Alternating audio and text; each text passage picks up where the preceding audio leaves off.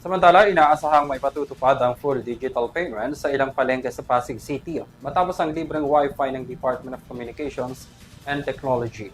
Ayon sa DICT, layunin ng proyekto na suportahan ang pagpapatupad ng Paleng QRPH Plus at hikayatin ang paggamit ng cashless transactions. Narito ang balita ni Catherine Landicho.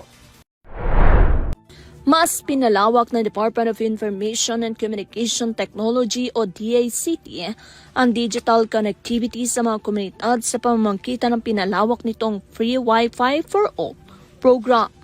Isa sa mga nakinabang sa programa ang Mutyanang Pasig Mega Market kung saan ikinabit ang satellite-powered free public Wi-Fi na nagbibigay daan sa mas mabilis at maasahang internet connection para sa mga mamimili at tindero.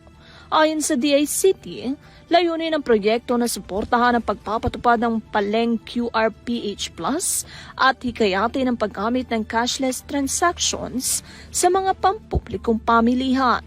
Sa pamamagitan ng libreng internet access, mas nagiging madali at ligtas ang paggamit ng QR code payments para sa mga vendor at Maganda customer. pa, nung na-launch ang QR code, nagkaroon po ng libreng Wi-Fi.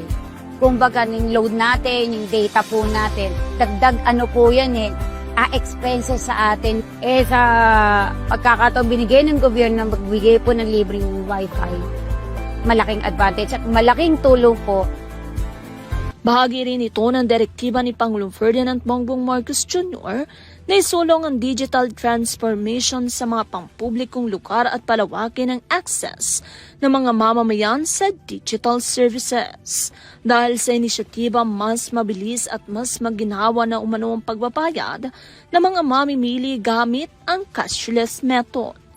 Napansin din ng mga vendor ang pagdami ng mga customer na gumagamit ng QR payments sa kanilang mga transaksyon. Patuloy namang isinusulong ng DICT ang pagpapalawak ng Free Wi-Fi for All program upang mas maraming komunidad sa bansa makinabang sa ligtas, maaasahan at abot-kayang internet connectivity. Para sa RTV News, Catherine Landicho, sumasaludo sa bawat Pilipino.